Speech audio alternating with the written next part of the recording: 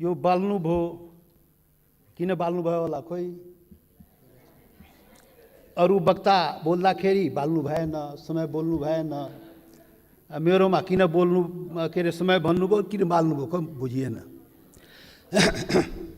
मान्य सदस्य परम्परा त्यस्तै रहेछ। परम्परा त्यस्तै हो ए भेदभाव गर्ने परम्परा कायमै राख्ने ल त्यो पनि ठिकै हो। सभामुख महोदय यो देशमा सैकड़ों हजारौं पटक संसदको बैठक बसेको छ तर आजको बैठक सारा नेपाली जनता संपूर्ण सबै नेपाली जनता टकटकी लगाएर यो संसदप्रति हेरिरहेको छ। सारा नेपाली जनता जनताको प्रतिनिधि यो जुन संसदमा हामी राजनीतिक दलको रूपमा उपस्थित भएका छौं जनताको प्रतिनिधि तो राजनीतिक दलले आज यो ऐतिहासिक दिनमा के भन्दैछ के गर्दैछ त्यो चाहिँ सबै सम्पूर्ण नेपाली जनताको जिज्ञासा र ध्यान चाहिँ आजको संसदको बैठकमा छ सभामुख महोदय। त्यसैले यहाँ सञ्चार माध्यम पनि आजको बैठक ऐतिहासिक बैठक भनिरहेको थियो र वास्तवमा भन्यो भने आजको बैठकमा वास्तवमा ऐतिहासिक बैठक नै हो सभामुख महोदय। त्यसैले ऐतिहासिक बैठकको दिन के बत्ती बाल्ने के समय निर्धारण गर्ने बोल्ने मनमा भएको कुरा बोल्न दिनुपर्छ सभामुख महोदय। सभामुख महोदय आजको सामान्य यो प्रस्ताव होइन सभामुख महोदय, यो देशको भूमिको सवाल हो। देशको भूमि आफ्नो नेपालको नक्सामा राख्ने सवाल हो, त्यो प्रस्ताव आएको छ आज। यो सामान्य प्रस्ताव होइन सभामुख महोदय। सम्पूर्ण नेपाली जनताको ढुकढुकी त्यहाँ रहेको छ सभामुख महोदय, भावना चाहिँ रहेको छ त्यहाँ। त्यो सम्बन्धमा बोल्दाखेरि जनताको प्रतिनिधिले आफ्नो कुरा राख्न सक्नुपर्छ। त्यसैले आज प्रतिबन्ध नलागियो सभामुख महोदय। सभामुख महोदय यहाँ आजको जुन सवाल हो जुन प्रस्ताव हो त्यो राष्ट्रियतासँग पनि जोडिएको सवाल हो, सम्पूर्ण नेपालीको भावनासँग पनि जोडिएको सवाल हो, देशको के भन्छ सार्वभौमिकता देशको अखण्डतासँग पनि जोडिएको सवाल हो र त्यही सवालको रूपमा आज यो चाहिँ नेपालको नक्सामा त्यो चाहिँ त्यो कालापानी लिपु लेक र लिम्पुवाधुरा लगायतका त्यो भूभाग नेपालको नक्सामा राख्ने प्रस्ताव यो संसदबाट स्वीकृत गराउन आइएको प्रस्ताव हो सभामुख महोदय। त्यसैले आजको प्रस्ताव बडा महत्त्वपूर्ण प्रस्ताव हो नेपाली जनताको लागि। सभामुख महोदय नेपाली जनता आफ्नो सम्पूर्ण नेपाली जनता हिमाल पहाड तराई मधेसका सबै नेपाली जनता आफ्नो देशप्रति आफ्नो भूमिप्रति सजग छ, समर्पित छ, संवेदनशील छ।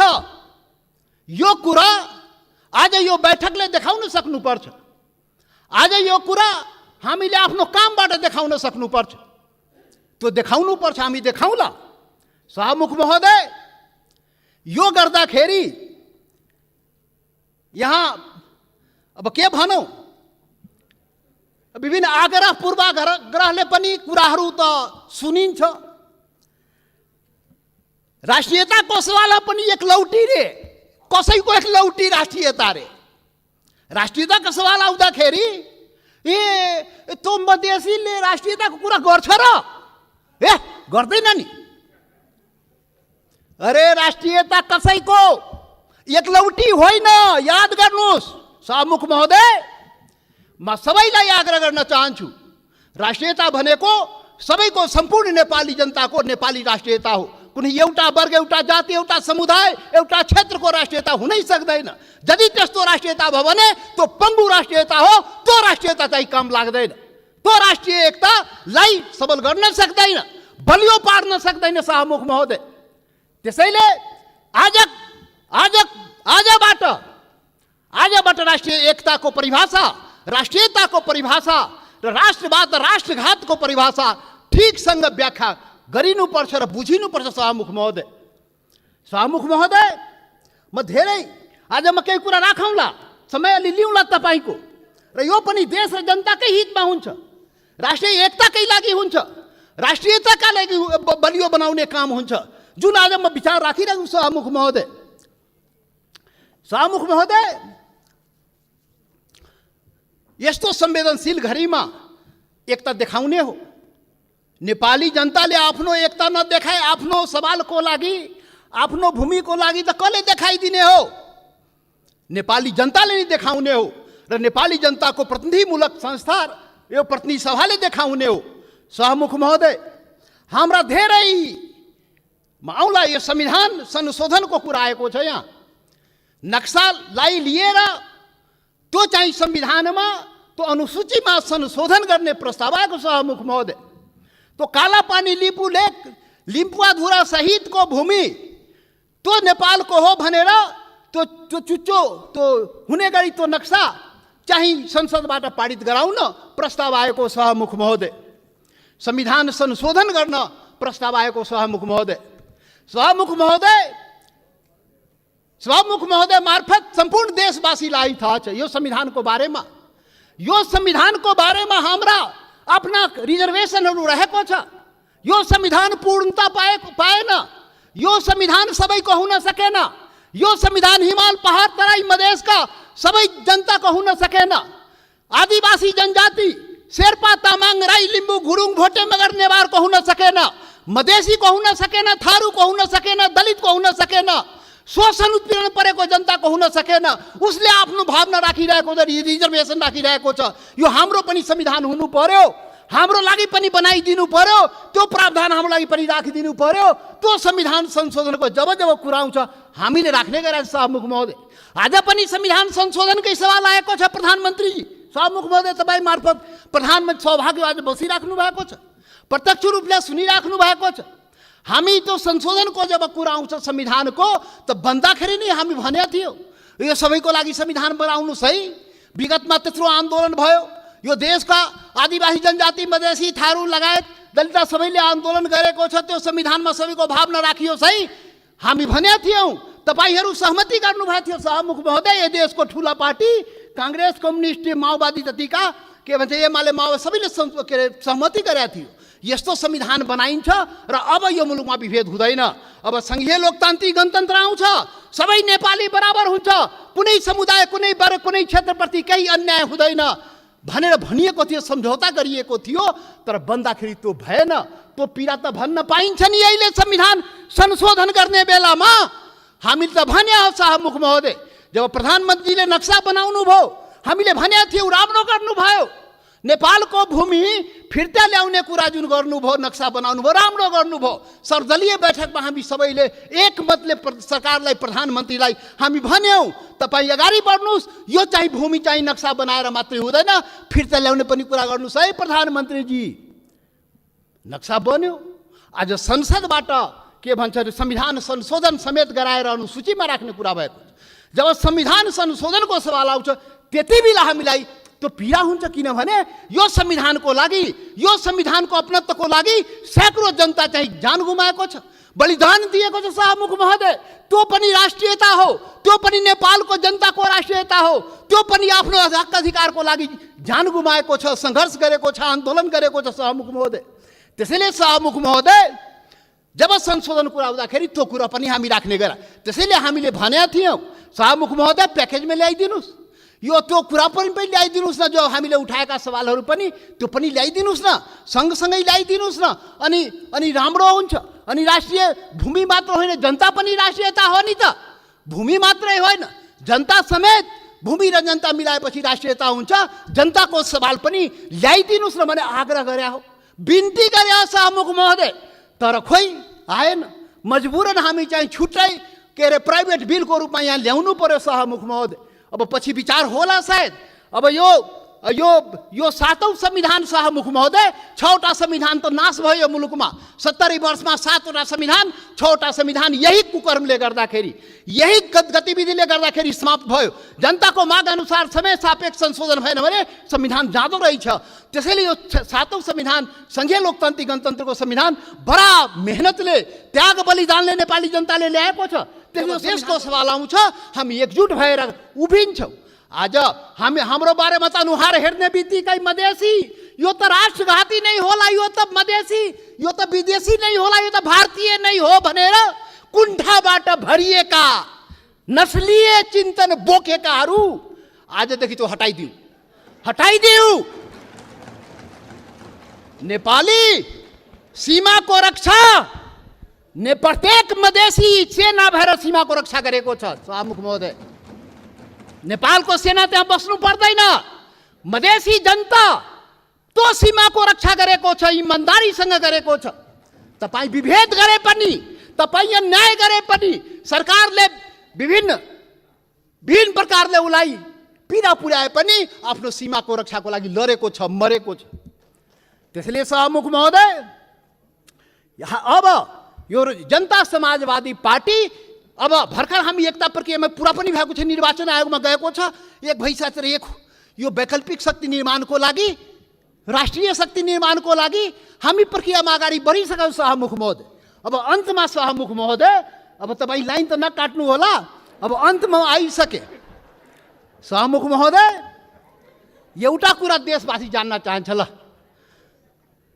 यो फेरि राष्ट्रघात यो देशमा हुने हो कि? यो राष्ट्रघाती को हो यो देशमा? पहिचान गर्नु पर्यो। यो राष्ट्रघाती हो को यो देशमा? देश बेचुवाहरू को हो? अरे देश बेचुवाको खोजी हुनुपर्ने नेपाली जनताले त्यो पनि खोजिरहेको छ। अरे त्यो त हाम्रो छँदै थियो नि, त्यो जमिन, त्यो काला पानी, लिपु लेक, लिम्पुवा धोरा सहितको नक्सा त नेपालको नक्सामा त थियो 58 वर्ष पहिले। अरे कुन देश बेचुवाले देश बेच्यो? श्वेत पत्र खोइ जारी गरेको? श्वेत पत्र जारी गर्नु पर्दैन? टुरी खेलमा राष्ट्रघातले झुन्ड्याउनु पर्दैन? ढाकछोप गर्ने? अरे सभामुख महोदय, महाकाली सन्धि हुँदाखेरि, अरे 25 वर्ष पहिले महाकाली सन्धि भएको थियो र यही संसदबाट पारित गराइएको थियो। त्यो महाकाली सन्धि कसरी भयो? अरे त्यसमै थियो नि महाकाली सन्धिमा लिपुले काला पानी लिम्पुवा धुराको महाकालीको स्रोत, त्यो नदीको स्रोत मुहान कता, त्यो क्लियर भएको भए त हाम्रो जमिन मिचिन थियो र किन भएन? यही संसदबाट पारित गराइएको थियो। कसले पारित गरायो? कसले सम्झौता गर्यो? कसले पारित गरायो? म त सुनेको छु, त्यति बेला म सांसद थिइनँ, पार्टी पनि फोरेर पारित गराइयो भो। अरे कस्तो राष्ट्रवादी काम गरे हो? महाकालीलाई संसदबाट पारित गराउँदाखेरि त्यो मुहानको चाहिँ, महाकालीको मुहानको चाहिँ पत्तो नलाउने र त्यसलाई चाहिँ संसदबाट पारित गर्ने। त्यसैले राष्ट्रघातीको पहिचान हुनुपर्छ सभामुख महोदय। सकिनै लाग्यो सभामुख महोदय। यो राष्ट्रवादी कुरा हो, यो खोखला राष्ट्रवादी कुरा होइन। यो राष्ट्रघातीलाई पर्दाफास गर्नुपर्छ नेपाली जनताको बीचमा। को राष्ट्रवादी हो यो देशमा? राष्ट्रघाती। मधेसीलाई राष्ट्रघाती भन्ने, मधेसीलाई राष्ट्रवादी नभन्ने। मधेसी जनता, यो देशको मधेसी जनतालाई त्यसरी औँला ठुर्याउने काम कसैले नगरोस् राष्ट्रवादको मामलामा। सभामुख महोदय, कतिचोटि अग्नि परीक्षा दिने हो? कतिचोटि प्रमाण दिने हो हामी? यस्तो अग्नि परीक्षा नलिनुस् सभामुख महोदय। सम्पूर्ण नेपाली जनतालाई म यो रोस्टमबाट आग्रह गर्न चाहन्छु, यस्तो अग्नि परीक्षा नलिनुस्। त्यो मधेसी जनता त्यो प्रति अन्याय नगर्नुस्। यो देशको आदिवासी जनजाति प्रति अन्याय नगर्नुस्। त्यो थारूमाथि अन्याय नगर्नुस्। त्यो दलितमाथि अन्याय नगर्नुस्। कुटी मारिदियो त दलितलाई। माननीय सदस्य, तपाईँ बोल्दै गर्दा थाहा भएन, मैले 7 मिनेट समय थपिसकेँ। म सकिहालेँ, अब 1-2 मिनटमा सकिहाल्छु। त्यसैले सभामुख महोदय, यति संवेदनशील समयमा पनि सभामुखले मलाई 2 चोटि टोकिसक्नुभयो। कसरी हुन्छ खोइ बुझ्न सकिएन। लकीर का फकीर। अब प्रधानमन्त्री बन्नुपर्छ समय किटान नहुनलाई। यहाँ प्रधानमन्त्री भएर उहाँ प्रचण्डजी र देउपाजी बोल्दाखेरि समय किटान नहुने, किनभने प्रधानमन्त्री रे। अब जनता समाजवादी पार्टी यो देशको प्रधानमन्त्री भएर अनि रोस्टरमा आएपछि बल्ल त्यो समय पाउने भयो सभामुख महोदय। ठिक छ, त्यो पनि देखाउला, त्यो पनि नेपाली जनताले देखाउँछ। वेट गर्नुहोस्। अब राष्ट्रघातीको पहिचान पनि नेपाली जनताले गरेर त्यसलाई टुरी खेलमा झुन्ड्याउनु पर्यो, श्वेतपत्र जारी गर्नु पर्यो। प्रधानमन्त्रीजी सरकारलाई हाम्रो आग्रह। त्यसैले अन्तमा अब सभामुख महोदय अब हात जोडेर प्रधानमन्त्रीलाई के म प्रार्थना गरेको भने यो कागजमा कोरेर नेपाली जनता पाउँदैन। त्यो जमिन चाहियो के, त्यो जग्गा चाहियो नेपाली जनतालाई, भूमि चाहियो। यो चाहिँ समय यो लोड सेडिङ जस्तै बत्ती आए गए जस्तै नक्साबाट उडाइदिने फेरि राखिदिने अनि कुर्सी बचाउनलाई राख्या हो कि के हो त्यो पनि मान्छेले भन्छ। के हो अब के हो त्यसैले सभामुख महोदय त्यो जमिन फिर्ता ल्याइदिनु पर्यो। प्रधानमन्त्रीजी सरकारले वार्ता गरेर फेरि वार्ता हेर्नुहोस् सभामुख महोदय, यो बडा संवेदनशील कुरा म भन्दैछु।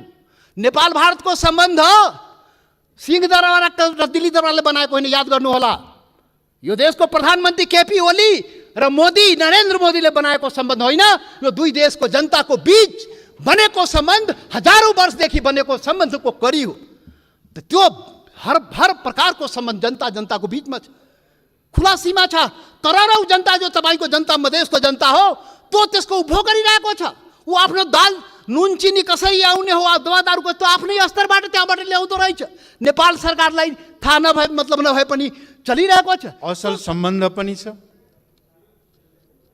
त्यसलाई कुनै पनि किसिमले असर पर्न नदिने गरी हाम्रा समस्याहरू, द्विपक्षीय समस्याहरूलाई वार्ताद्वारा, कुशल वार्ताद्वारा हल गर्नुपर्दछ। तर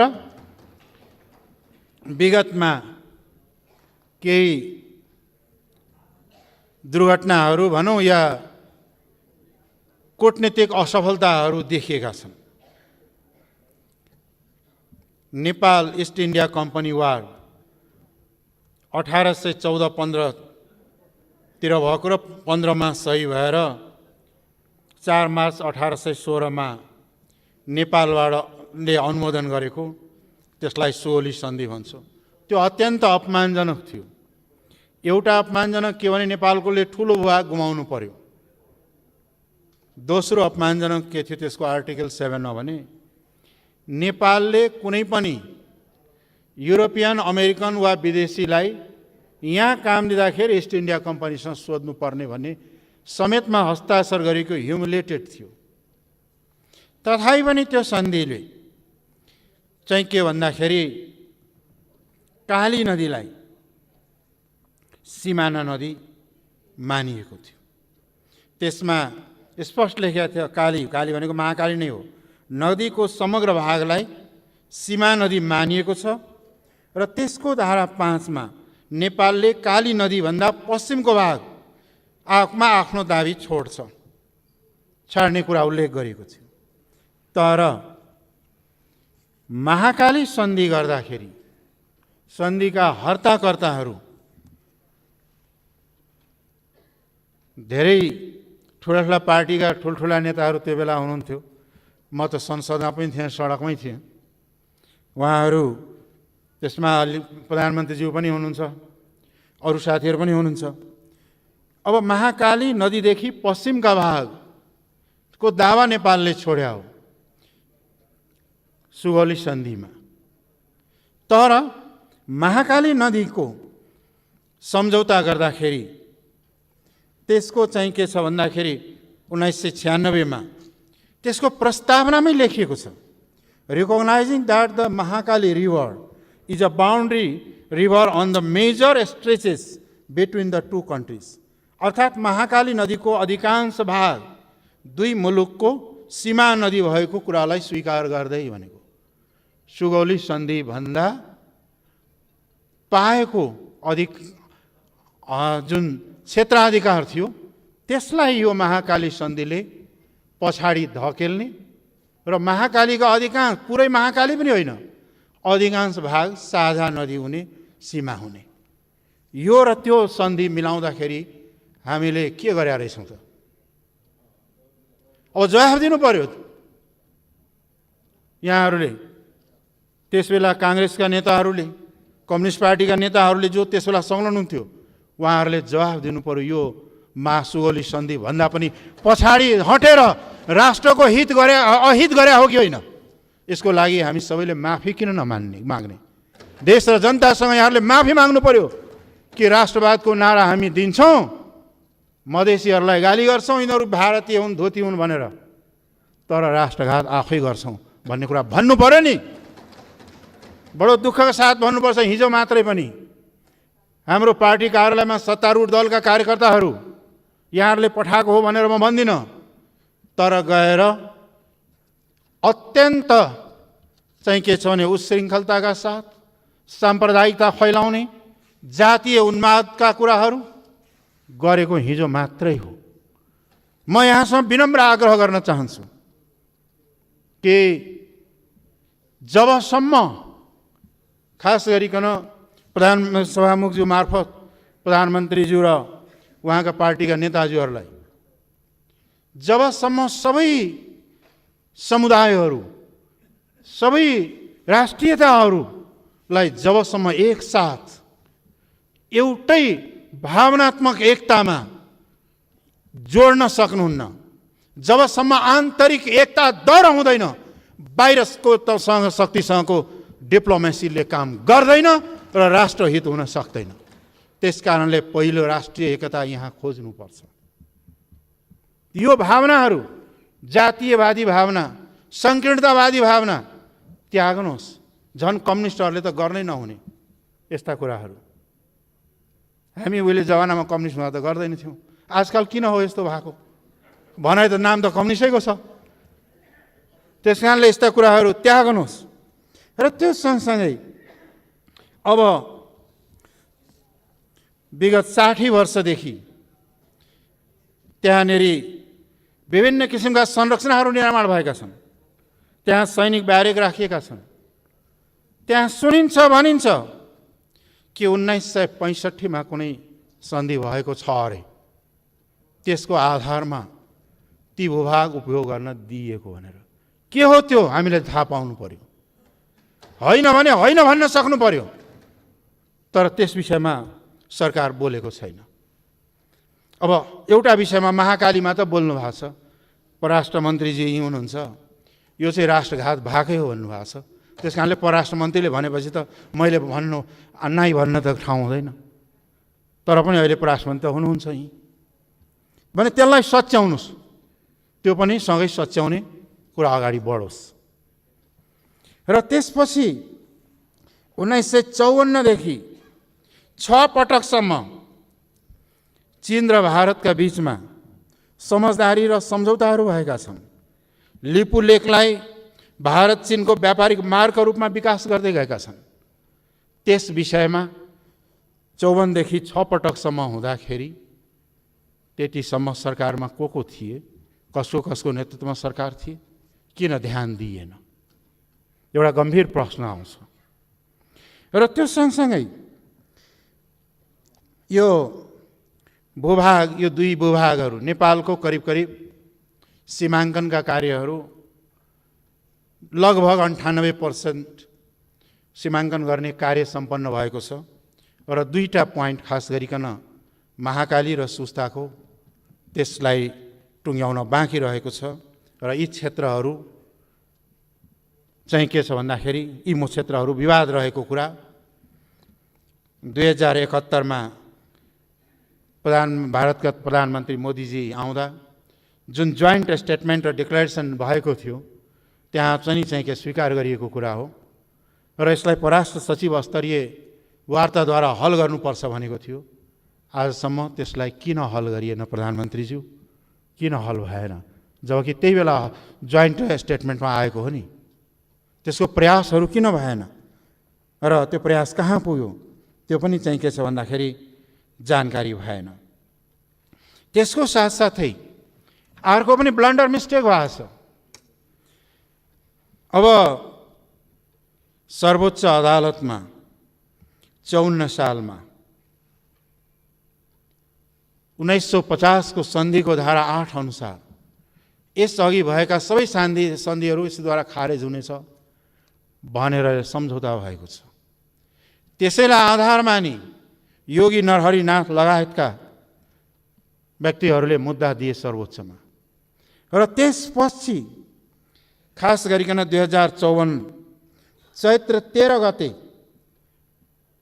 प्रधानमन्त्रीको तर्फबाट, परराष्ट्र मन्त्रीको तर्फबाट, परराष्ट्र सचिवको तर्फबाट अदालतलाई दिएको लिखित चाहिँ के छ भन्दाखेरि लिखित दिएको छ।